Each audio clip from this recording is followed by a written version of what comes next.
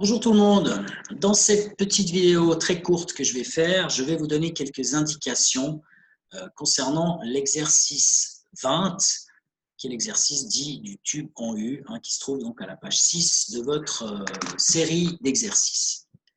Alors, lisons la donnée d'abord de ce problème. Vous avez ici donc on a un tube en U, tube en U que j'ai représenté un peu carré, mais finalement, il pourrait très bien être arrondi, peu importe. Ça peut être arrondi comme ceci, ça va très bien. Ce qui compte, c'est qu'il y a deux côtés, en fait, dans le tube qui sont ouverts. Et puis, donc, on verse de l'eau et de l'huile dans un tube en U. Donc, vous voyez, il y a tout l'eau ici, toute cette partie-là, c'est de l'eau. Et puis, comme l'eau et l'huile ne se mélangent pas, eh bien, l'huile se place à la surface de l'eau, comme on voit dans la figure qu'il y a ici. Donc, c'est ce que j'ai écrit là, c'est les deux liquides ne se mélangent pas. Et donc, on attend un petit moment. Au bout d'un moment, il y a un équilibre qui s'établit. Et une fois que l'équilibre est établi, eh bien, on voit la situation qui est représentée dans la figure. Donc, on a une certaine hauteur d'eau qu'on appelle H ici à gauche du tube. Et puis, il y a une hauteur d'eau qui est un peu moins grande du côté droite, qui est donc une hauteur de 15 cm, et puis en dessus viennent se mettre 7 cm d'huile. Et donc, vous voyez que les deux niveaux, ici, là et là, ne sont pas égaux. Alors, l'idée, c'est de déterminer à l'équilibre quelle est la hauteur d'eau que vous avez dans la partie gauche ici. Quelle est cette hauteur H là, ici? Pour cela, je vous donne la masse volumique de l'huile et celle de l'eau. On la connaît déjà depuis un autre exercice. Ce sont respectivement 800 kg par mètre cube et 1000 kg par mètre cube. Alors, les petites indications que je vais donner, je vais refaire un petit schéma ici. Vous avez un tube en U. Je vais représenter ce tube un petit peu comme... Attendez, je vais faire ça proprement. Je vais prendre un trait comme ça, un autre comme ça, et puis comme ceci, voilà, ça c'est pas mal, comme ça, et voilà. Alors, on va déjà voir une première situation, considérons qu'on arrive avec de l'eau. Donc on verse de l'eau ici. Qu'est-ce qui va se passer? Eh bien, l'eau, elle va petit à petit monter des deux côtés de manière identique. Et donc à la fin, on va se retrouver avec une certaine quantité d'eau sur la partie gauche et une certaine quantité d'eau sur la partie droite. Et ici, on va dire qu'il y a une hauteur H qu'on appelle la hauteur à gauche. Ici, c'est la partie gauche. Et puis ici, c'est la partie droite. Donc, ce sera une hauteur ici H à droite. Alors,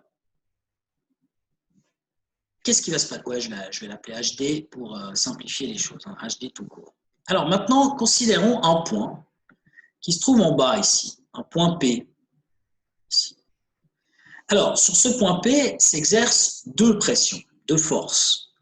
En gros, il y a la pression qui vient de la partie gauche, c'est-à-dire que l'eau, elle va... Alors là, il me faudrait une couleur un petit peu différente. Je vais prendre du jaune. L'eau qui appuie de ce côté-là, elle aura tendance à pousser le point P qui est là sur la droite. Et puis maintenant, l'eau qui vient de la droite, ici, aura tendance à pousser le point P sur la gauche. Et donc, l'idée, c'est que à gauche, il y a une certaine pression PG, comme P gauche, la pression de gauche, et puis à droite, il y a une certaine pression qui est la pression de droite, PD. Alors, qu'est-ce qu'on peut dire de ces deux pressions? Eh bien, on peut dire que comme au point P, les gouttes d'eau qui se trouvent ici sont à l'équilibre, comme tout le reste du système d'ailleurs, eh bien, ça veut dire que puisqu'il est à l'équilibre, ce point, il subit autant de forces qui viennent de la gauche que de forces qui viennent de la droite. Donc, en définitive, ce qu'on peut dire, c'est que s'il y a équilibre, la pression à gauche elle doit être égale à la pression qui est exercée à droite. Je vous rappelle que pour l'instant, il n'y a que de l'eau, en fait, ici. On n'a mis que de l'eau dans ce truc. Donc, on n'est pas dans la situation de l'exercice 20, où il y a aussi de l'huile.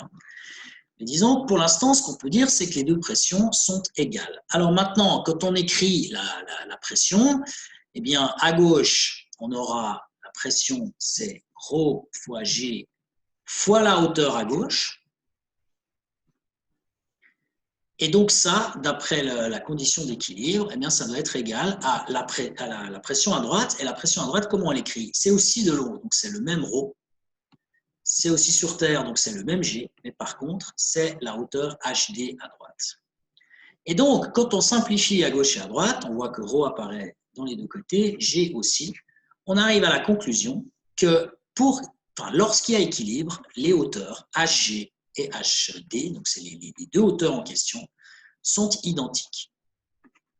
Donc en fait, le fait que les hauteurs soient identiques, c'est une conséquence, ce n'est pas une cause en fait. La cause, c'est l'équilibre. Et qui dit équilibre dit pression égale.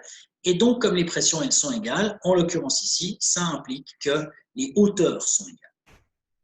Donc ce qui est important de voir, c'est ça, c'est que les pressions sont égales. Alors, et donc je répète, hein, ça c'est la cause, pression égale c'est la cause, et la conséquence c'est que ce sont les hauteurs qui sont égales parce qu'ici il n'y a que de l'eau. Mais si maintenant on complique un petit peu les choses, comme c'est fait dans la donnée. Alors attention, là il va falloir effacer 2-3 petits trucs sans tout foutre en l'air. C'est magnifique, voilà. On arrive à faire plein de choses. Donc, on commence par mettre de l'eau.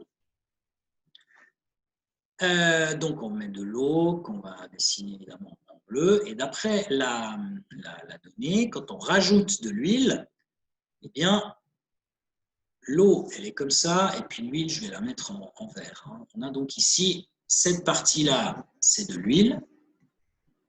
Et puis, tout le reste, c'est de l'eau. Donc, on observe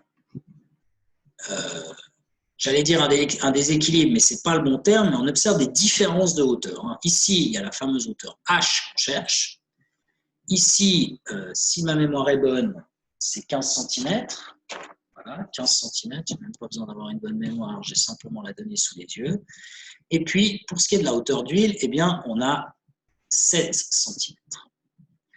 Alors, dans cette situation, intéressons-nous à ce qui se passe en bas, toujours, de nouveau au point P qui est ici. Ce point P, il va subir une force et une pression de la part de toute l'eau qui est sur la partie gauche. Cette pression, c'est la pression à gauche.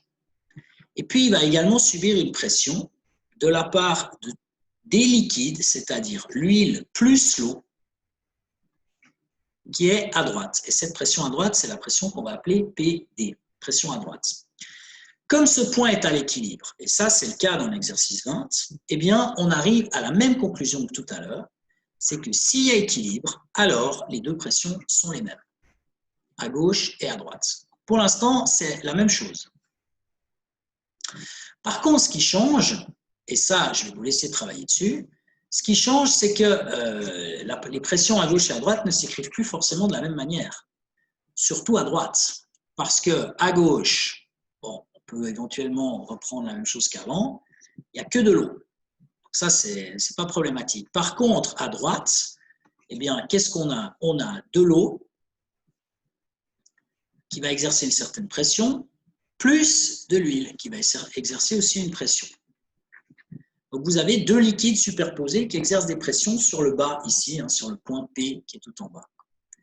Alors, si vous vous référez à un autre exercice, hein, qui est l'exercice 19, où il y a aussi des liquides qui sont superposés, eh bien, regardez comment on fait, rappelez-vous comment vous avez fait à l'exercice 19 pour calculer les pressions quand on a des couches successives de liquide.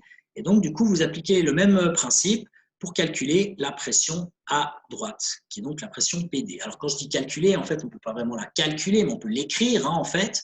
Et puis, donc, du coup, après, vous arrivez à écrire une équation qui fait apparaître ce H ici dans la pression de l'eau qui s'exerce à gauche. Et puis ensuite, avec un petit peu d'algèbre, vous arrivez à sortir H. Donc, voilà pour les indications de cet exercice 20.